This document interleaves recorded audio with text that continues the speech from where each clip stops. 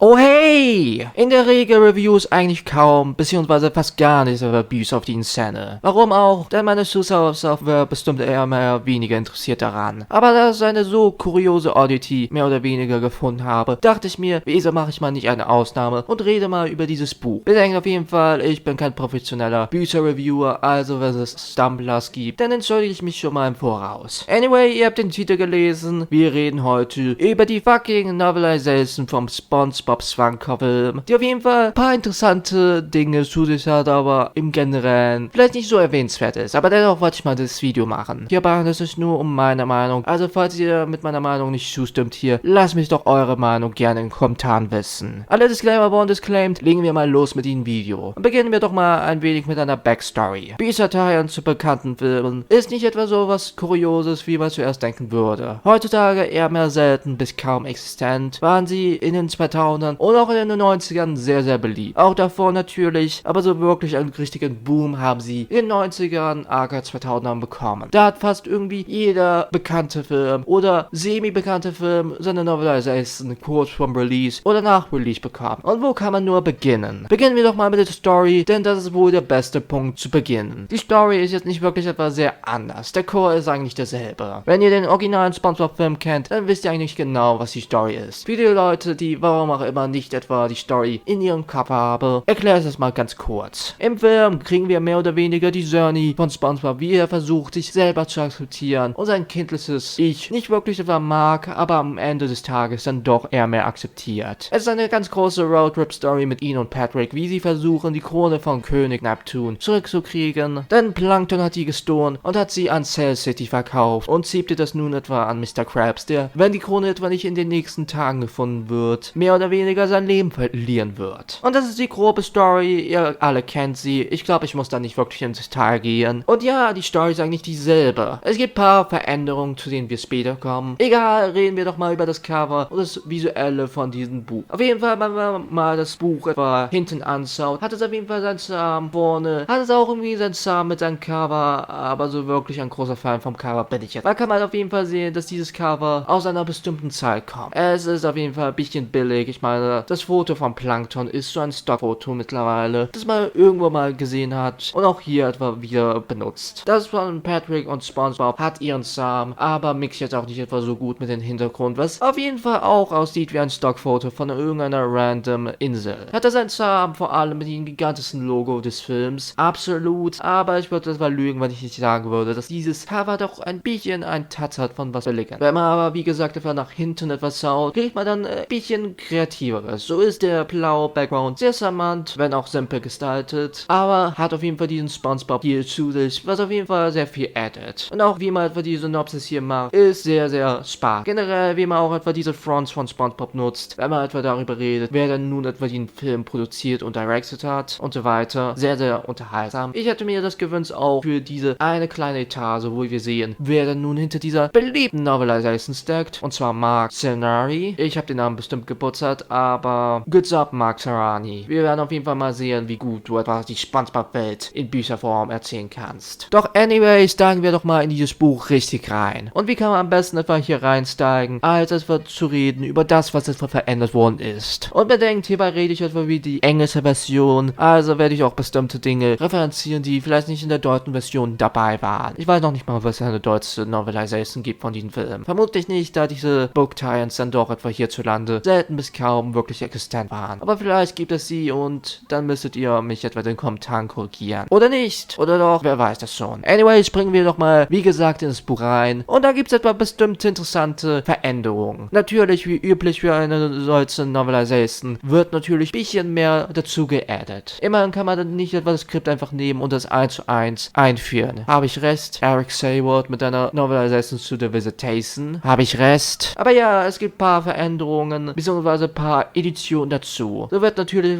mehr beschrieben, was etwa passiert, oder auch ein paar innere Monologe gezeigt, aber so wirklich etwa viele davon sehen wir leider nicht. Und auch wie es etwa geschrieben worden ist mit er sagte und Patrick sagte und das, ist dann doch ein wenig öde und ein wenig eintönig. Was per se jetzt auch nicht etwa verwunderlich ist, weil ich meine, wer liest etwa so eine SpongeBob Novelization 20 Jahre danach? Immerhin wurde die etwa nicht etwa intended dazu, eine neue Version dieses Films zu erzählen. Oder zumindest denke ich es nicht. Auf den interessanten Ebene gibt's, wie gesagt, etwa paar andere Veränderungen. Sei es nun zum Beispiel eine genauere Beschreibung von dem, wo etwa der Zyklop etwa SpongeBob und Patrick steckt. Oder auch eine Konfrontation zwischen Thaddeus und Kim Neptune, was im Film jetzt auch nicht etwa so war. Denn im Film sehen wir Thaddeus, wie er mehr oder weniger sein alltägliches Leben führt, aber dann plötzlich mehr oder weniger mitbekommen von diesen ganzen Sunbucket-Helme und dann eben etwa Plankton darüber konfrontiert. Aber nein, in dieser Novelization haben wir ihn, wie er Kim Neptune darüber konfrontiert, was auf jeden Fall eine interessantere Veränderung ist. Genauso werden auch etwa bestimmte Dialoge verändert in dieser Novelization. Bestimmte Wörter werden ausgetauscht für ein paar eher mehr harmlosere. Ein Beispiel wäre dabei das Wort Doom, was etwa mehr oder weniger das Wort Dead ersetzt hat. Diese Regel ist jetzt nicht etwa sehr konsistent, denn es gibt eine Szene mit Kim Neptune in diesem Buch, wo etwa das Wort Dead, beziehungsweise ein paar andere, eher mehr so fließendere Worte immer noch zu sehen ist. Also es ist eine kuriose Veränderung, würde ich mal behaupten. Und genauso eine ganz große Veränderung, die bestimmt die einen oder anderen kennen, wenn sie etwa die SpongeBob Videospielteile gespielt haben. David Hasselhoff wird nie etwa per Namen erwähnt. Er wird nur als The Liker erwähnt. Und wie typisch auch etwa von diesen SpongeBob Tie-In Games, hätten wir bestimmt etwa auch eine nicht so allzu gute Likeness für ihn gekriegt. Beziehungsweise eine sehr schwammige. Denn David Hasselhoff, seine Likeness, sein Name war mehr oder weniger einfach nur für diesen Film kontaktiert. Bis jedes Tie-In, was etwa ihn hätte, müsste irgendwie ihn kontaktieren und etwa seine Permission kriegen für die Likeness, beziehungsweise seine Erwähnung. Also wurde das nicht gemacht, was ein wenig schade ist, aber auch irgendwie seinen Charme hat, wenn man über diese SpongeBob Tie-Ins wieder mal etwa rüberschaut. All die Veränderungen sind gut und dandy und geben auf jeden Fall diesem Buch eine bisschen eigenere Identität, wäre es etwa nicht eine 1:1 Version des Originalfilms. Und natürlich gibt es ein paar andere Veränderungen, andere Szenen, die in der Originalversion des Films eigentlich da waren, aber dann einfach rausgeschnitten worden sind. Und also eine Novelization mehr oder weniger während des Prozesses der Fertigstellung eines Films geschrieben wird, kann man so einige Veränderungen, wie gesagt, erwarten. Was auf jeden Fall spaßig ist und seine ganz eigenen Charme zu sich hat, würde ich mal behaupten. Zumindest falls euch sowas interessiert. Vielleicht interessiert euch sowas nicht und vielleicht wolltet ihr eine komplett andere Version des Films sehen. Was ich auf jeden Fall verstehen kann, aber zugegeben, das könnte man jetzt auch nicht etwa erwarten. Wenn ich aber einen großen Kritikpunkt habe an diesem Buch, wäre es der Fakt, dass etwa in Mitte dieses Buchs wir mehr oder weniger ein paar Seiten bekommen mit schönen Screenshots, die mehr oder weniger den ganzen Film wiedererzählen, in einer sehr gekürzten und erpritzten Version, in Mitte dieses fucking Buchs. Also hat man etwa die Kids, die etwa dieses Buch zuerst gelesen haben, statt den Film, gespoilert in Mitte des Buchs. Wie könnt ihr nur? Das ist einfach nur ein Verpressen wie kein anderes. Grauenhaft einfach nur. Grauenhaft. Aber anyway, so wirklich viel zu sagen gibt es zu dieser Novelization nicht. Ich manchmal bare bones und das ist wirklich schade. Abseits von den Veränderungen ist es ein sehr solides und standardhaftes Buch, was man von einer SpongeBob Schwammkopf-Film Novelization erwarten würde. Was ihr erwartet, kriegt ihr mehr oder weniger und das ist irgendwie ein wenig schade. Aber dennoch, da es etwa so ein kurzes Buch ist und wenn ihr vielleicht etwa gigantisch große SpongeBob-Fans seid oder zumindest Fans seid vom allerersten Film, dann denke ich doch etwa, dass dieses Buch was für euch hat. SpongeBob ist auf jeden Fall kein Franchise, wo es etwa wirklich erwarten würde, dass es Bücher gibt. Aber abseits von dieser Novelization gibt es so einige und ich weiß nicht. SpongeBob ist auf jeden Fall eher mehr so ein visuelles Medium für mich und da sind etwa Bücher dann doch vielleicht nicht das Idealste. Interessant auf jeden Fall zu sehen, was man etwa daraus gemacht hat am Ende des Tages, aber so wirklich etwa viel zu sagen, habe ich am Ende des Tages irgendwie auch nicht. Es kriegt auf jeden Fall keine random Buch-Approvement von mir. Doch anyway, mich würde eure Meinung interessieren zu diesem Buch. Liebt ihr den ersten SpongeBob-Film? Und wenn ihr diesen Film nicht liebt, lasst mich doch eure Meinung gerne in den Kommentaren wissen. Das war auf jeden Fall ein anderes Video mal wieder, aber ich hoffe, es hat euch gefallen und dass es euch zumindest etwa ein grobes Insight in dieses Buch geben. Ich finde auf jeden Fall solche Bücherteils immer mal interessant, aber ich bezweifle, dass ich sowas in der Zukunft nochmal machen werde. Aber vielleicht seht ihr das anders und vielleicht wollt ihr warum auch immer mehr von solchen Videos sehen. Was eure Meinung ist, würde mich wie immer interessieren. Aber bis dahin, wir sehen uns, bzw. hören uns beim nächsten Mal. Euer Random oder so ähnlich. Bye! Als professioneller Idiot habe ich vergessen, dass ich etwa nicht erwähnt habe, dass Dennis